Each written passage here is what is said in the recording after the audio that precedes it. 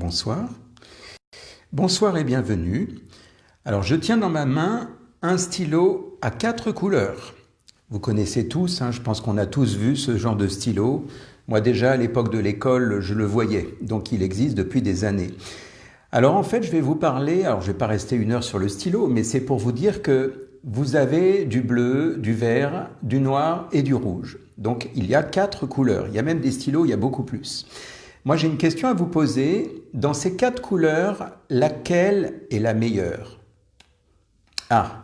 Quelle est la meilleure couleur entre le vert, le rouge, le bleu et le noir? Évidemment, ça va dépendre de plein de paramètres. Si vous êtes, je ne sais pas moi, peut-être que vous êtes fan du bleu, peut-être que d'autres disent non, le noir c'est mieux. Pour faire des corrections, souvent on va utiliser le rouge. Je ne sais pas, enfin voilà, c'est une question qu'on peut se poser.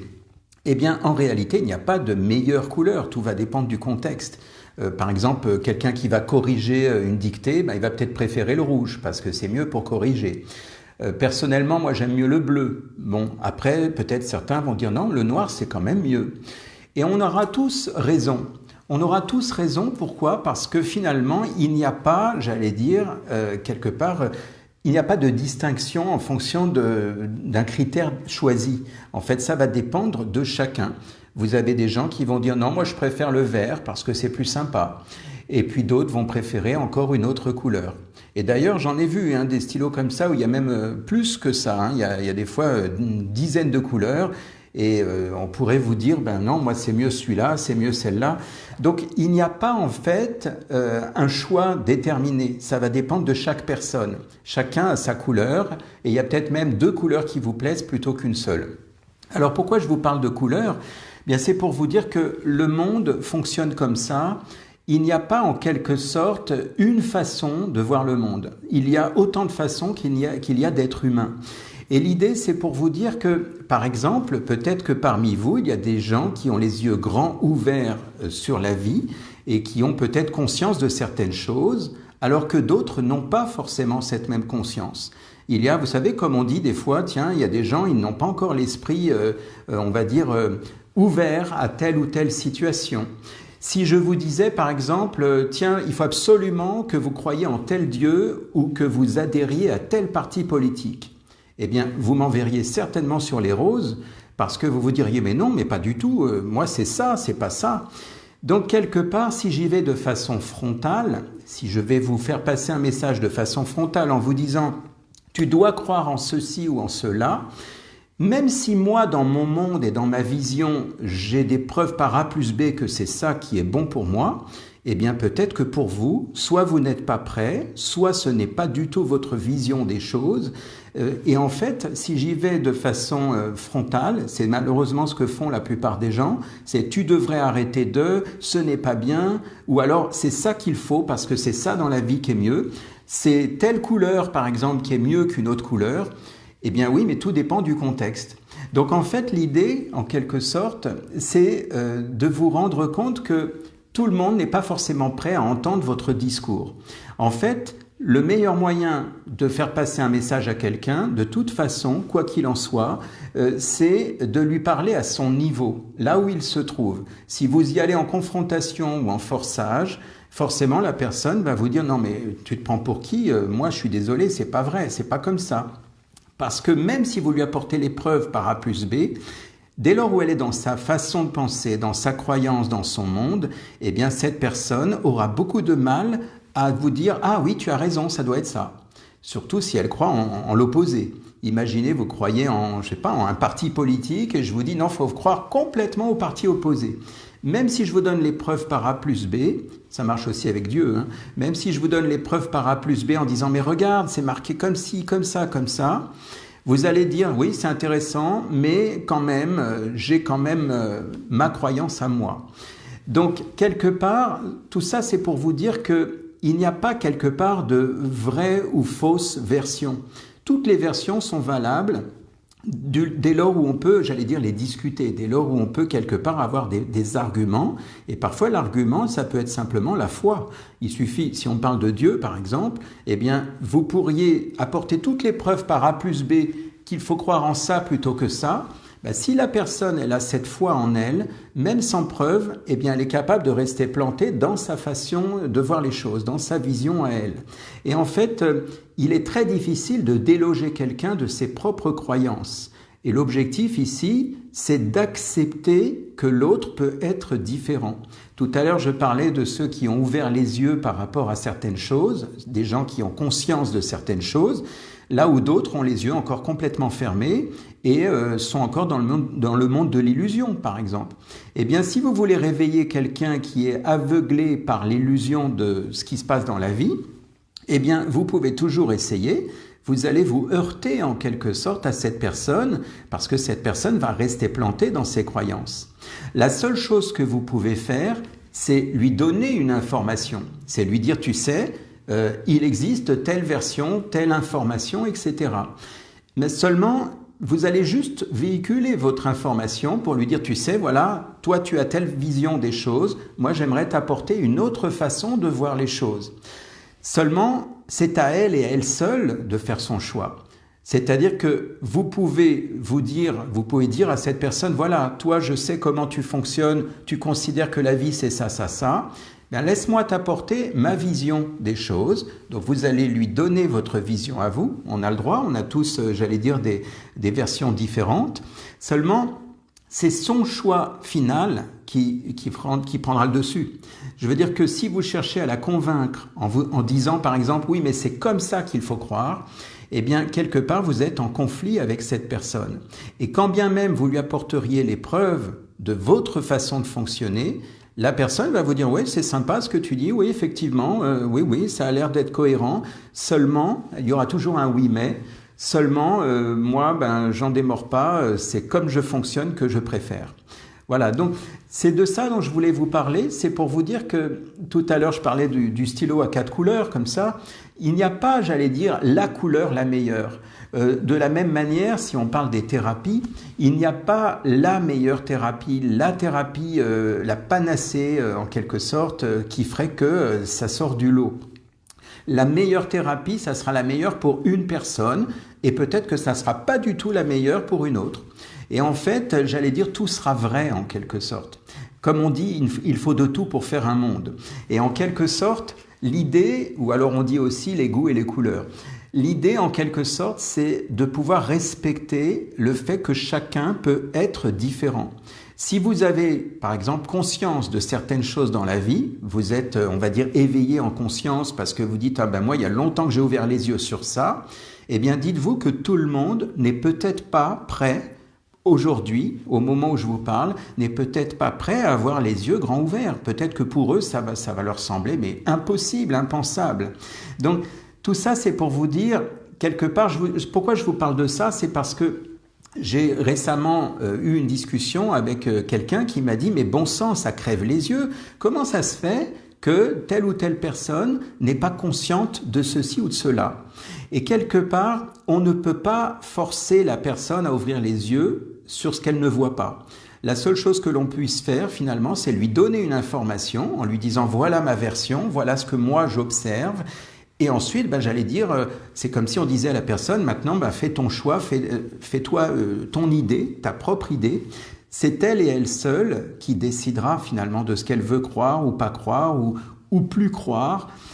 Voilà, mais en quelque sorte, vous ne pouvez pas forcer la main à quelqu'un. Vous ne pouvez pas lui dire, voilà, c'est comme ça qu'il faut penser, c'est comme ça qu'il faut considérer la vie. Parce que, comme je le disais tout à l'heure, la personne, elle s'est construite quelque part avec ses croyances, avec sa vision du monde, avec sa façon de fonctionner. Et donc, en un claquement de doigts, en lui disant, tiens, voilà, je vais t'apporter la preuve que ce que tu crois, c'est faux, eh bien, quelque part, ce n'est pas possible. Vous allez être en confrontation. L'idée, c'est de considérer que, comme je disais tout à l'heure, il faut de tout pour faire un monde. Et puis, ça va dépendre de là où on en est, là où est la personne, là où on en est nous-mêmes. En fait, il y a des choses, et j'en suis persuadé, auxquelles aujourd'hui vous croyez ou vous ne croyez plus. Et pourtant, il y a 5 ans, il y a 10 ans en arrière, eh bien, ça semblait complètement différent. Il y a peut-être des choses pour lesquelles ou devant lesquelles vous avez évoluer en conscience, en disant « mais c'est incroyable, aujourd'hui ça crève les yeux, c'est là ». Et pourtant, vous aurez dit la même chose il y a 3 ou 4 ou 5 ans. Eh bien, peut-être que vous aussi, vous auriez été aveuglé, vous auriez dit « mais non, mais qu'est-ce que tu racontes ?» Donc là, je parle de tout sujet confondu, hein. Je veux dire que ce soit morale, religion, politique, peu importe le thème. Mais c'est pour vous dire que si vous voulez forcer les gens à croire en quelque chose, parce que vous avez les yeux grands ouverts sur le sujet, mais que ces gens-là n'ont pas encore conscience de ceci ou de cela, prenons l'exemple de la nourriture. Imaginez si vous dites « ça, ce n'est pas bon pour ta santé, il ne faut pas manger ça ». Eh bien, en disant « il ne faut pas, ce n'est pas bon », la personne, dans son monde intérieur, elle peut ne pas comprendre, elle peut même se fâcher en disant « mais bon sang, laisse-moi tranquille », parce que peut-être qu'elle n'est pas prête encore par rapport à cette vision que vous avez vous. Et en fait, tout ça, ça se joue à tout niveau. Et c'est ce qui crée les conflits au final. C'est ce qui crée les conflits parce que quelque part, ma vision du monde, c'est la mienne uniquement. Peut-être que je peux avoir des gens qui ont la même vision que moi, c'est très bien, et à la limite, c'est souvent comme ça qu'on se fait des amis, c'est qu'on a souvent des personnes qui comprennent notre façon de fonctionner, qui fonctionnent comme nous, qui sont sur la même longueur d'onde, comme on dit. Et puis, parfois, ça nous semble complètement en décalage avec d'autres choses ou d'autres personnes. Combien de personnes, des fois, me disent « Tiens, c'est incroyable, j'ai l'impression que mes amis ou ma famille ne me comprennent pas, ils ont l'impression que je suis sur une autre planète. » Ça arrive souvent quand on éveille notre conscience, notre niveau de conscience, et parfois on se dit « mais bon sang, j'ai l'impression que ma famille ne me croit pas, ne me considère pas, elle se dit que je suis fou, que je suis tombé sur la tête, ou pire que je suis entré dans une secte, ou peu importe, parce qu'il y a un décalage. Et ce décalage, malheureusement, on n'y peut rien, et l'idée c'est de pouvoir accepter ce décalage. Vous ne pouvez pas faire en sorte que toutes les personnes que vous côtoyez entrent dans le même moule que vous. On a le droit d'avoir des différences. Et ce qui compte, c'est d'avoir des différences, des points de vue différents, mais de se compléter, de dire « ok, je comprends, toi, tu considères ça comme ça, moi, je considère quelque part les choses d'une autre façon. » Eh bien voilà, si la personne n'est pas prête à écouter votre façon de fonctionner, votre discours, eh bien, vous aborderez d'autres sujets sauf celui-ci. Et c'est tout à fait faisable. Et l'idée, c'est de penser en termes de complémentarité. Il y a des sujets que l'on ne peut pas aborder avec tout le monde. Peut-être que vous allez être capable d'aborder certains sujets qui vous passionnent avec certaines personnes. Et peut-être qu'en même temps, vous direz à ces mêmes personnes, tu sais, dans telle ou telle partie de ma famille, eh bien, on me dit que je suis tombé sur la tête parce que quand j'aborde ce sujet, j'ai l'impression d'être un extraterrestre à leurs yeux. Eh bien, ok, c'est comme ça. Vous n'allez pas changer de famille par rapport à ça. L'idée, c'est de faire un tri en quelque sorte en fonction des sujets de discussion. Tout comme il y a des blagues que l'on va raconter à certains amis, et puis il y a d'autres blagues qu'on va raconter à d'autres amis, parce qu'on ne peut pas, j'allais dire, il y a des choses que l'on ne peut pas, on va dire forcément faire passer comme message. Donc l'idée c'est de considérer que chacun a sa façon de croire, chacun a sa façon de voir le monde, et ce n'est pas parce que vous avez ouvert par exemple votre conscience, votre esprit sur certaines choses, qu'il faut, j'allais dire, attirer tout le monde dans la même direction, en disant « c'est comme ça qu'il faut fonctionner ».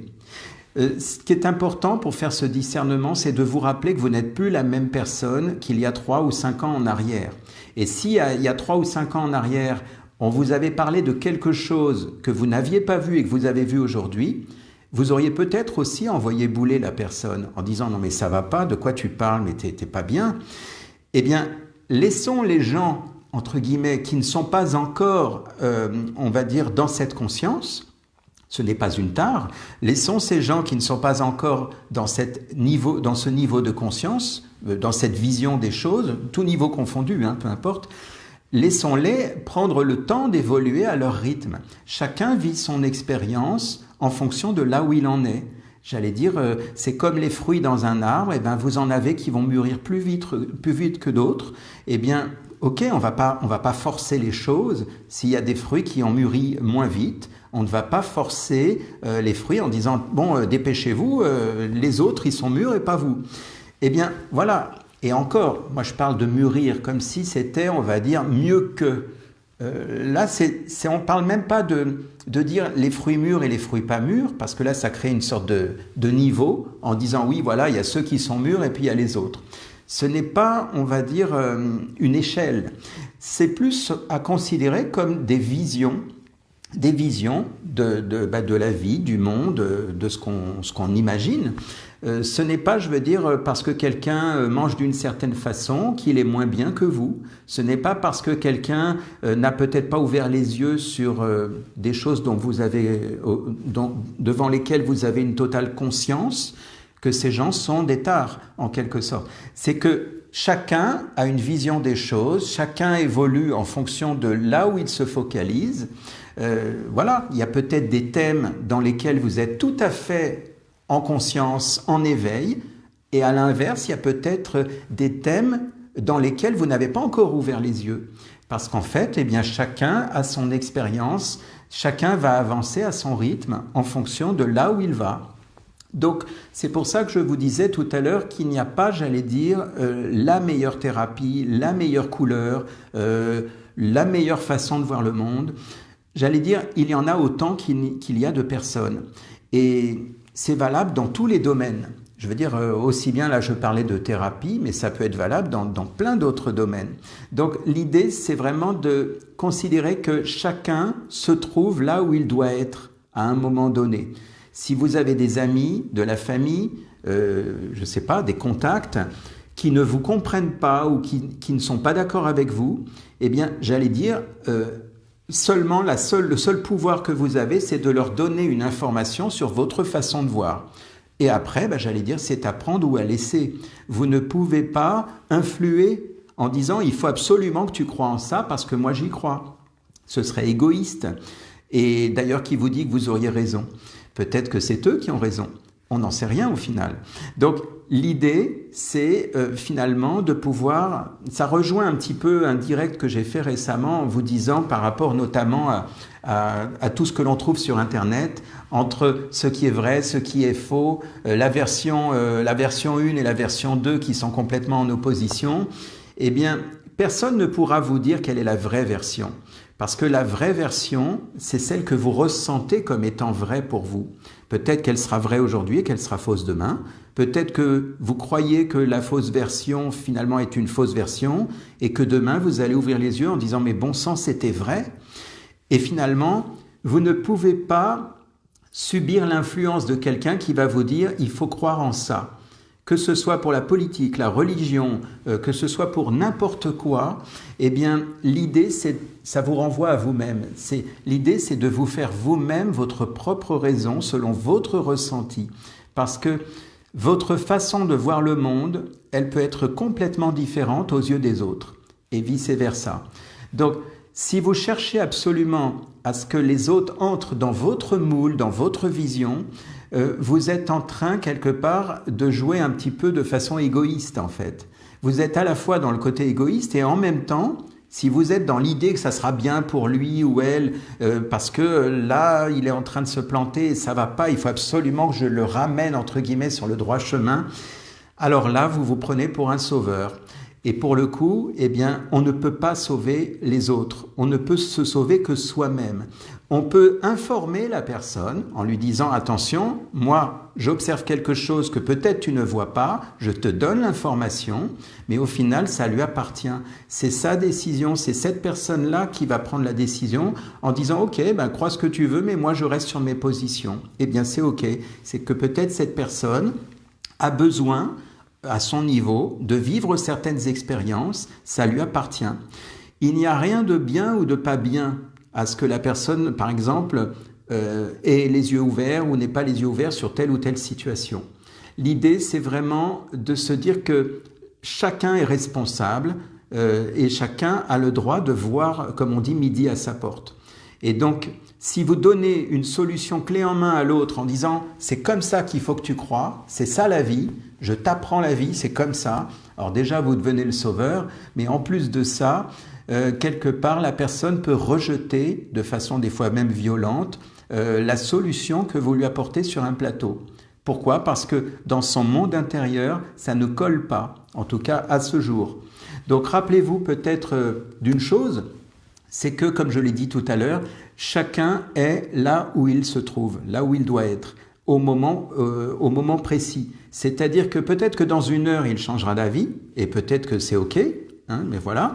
Mais en attendant, l'important, c'est que la personne vive ses propres expériences. Parce que sinon, vous devenez le donneur de leçons et vous dites en gros, moi je sais et toi tu ne sais pas. Donc là, ça crée une sorte de niveau, justement. Et le but, ce n'est pas qu'il y ait des niveaux différents. Je veux dire, comme je disais tout à l'heure, que l'on aime le rouge, le bleu, le vert ou le noir, il n'y a pas de meilleur. Ça va dépendre d'un contexte. Il y a peut-être des contextes dans lesquels ça sera mieux d'écrire en bleu, et puis dans d'autres contextes, ça sera mieux d'écrire en vert. Après tout dépend de ce que l'on veut faire mettre en lumière, en quelque sorte. Donc c'est pareil dans la vie, c'est pareil dans nos visions du monde, que ce soit au niveau de, je sais pas, de la religion, de la morale, de la politique, peu importe. L'idée, c'est vraiment de vous reconnecter à l'intérieur de vous-même, chacun. C'est de vous dire, voilà, par exemple, là, ce que je suis en train de vous dire là, vous n'êtes pas obligé d'adhérer, vous pouvez très bien dire, je ne suis pas d'accord avec ce que tu dis. C'est votre ressenti qui est le baromètre. Ce n'est pas ce que je dis. Je veux dire, ce que je dis n'est qu'une information. Je ne peux que, mon seul pouvoir, c'est de donner une information. Et votre pouvoir à vous, c'est de trier l'information pour dire voilà ce que moi j'en fais, voilà ce que je décide à travers ce que tu me dis. Voilà. Et c'est de ça dont je voulais parler, c'est pour vous dire qu'en réalité, il n'y a pas de division. En réalité, il y a tous ces mondes qui cohabitent. Tous ces mondes entre les gens qui croient ceci, les gens qui croient cela, et c'est très bien comme ça. Donc voilà, donc l'idée n'est pas de tirer la couverture vers soi en disant voilà, il faut absolument que tu viennes dans mon camp parce que c'est le mieux et attention, là où tu es, c'est pas bien. Parce que ça, c'est une vision qui vous appartient et c'est quelque chose qui divise. Et le but ici n'est pas de diviser, c'est simplement peut-être d'ouvrir la conscience, par exemple, de quelqu'un qui n'a pas vu telle ou telle chose, en lui disant tiens, voilà, je voudrais te donner une info, peut-être que tu le savais ou pas, et ensuite la personne en fait ce qu'elle veut. Voilà. Donc, l'idée, c'est vraiment ça. C'est si vous y alliez en forçage, simplement parce que vous disiez oui, mais moi, je l'aime bien, c'est mon ami, j'ai envie quand même de lui ouvrir les yeux, et ça ne va pas, ça, ce qu'il fait ou ce qu'elle fait. Eh bien, vous n'avez pas ce pouvoir. Le seul pouvoir que vous avez, c'est de lui donner l'information et la personne, elle, choisira. Parce que peut-être que par peur, peut-être que parce qu'elle n'est pas prête, peut-être parce qu'aujourd'hui, elle n'y croit pas et elle a besoin de faire son expérience. Eh bien, c'est quand elle sera prête, quand elle sera mûre, qu'elle pourra dire « Ok, ce que tu m'avais dit à l'époque, ben ça y est, je me suis renseigné et je suis d'accord avec toi. » Ou à l'inverse, je ne suis pas d'accord.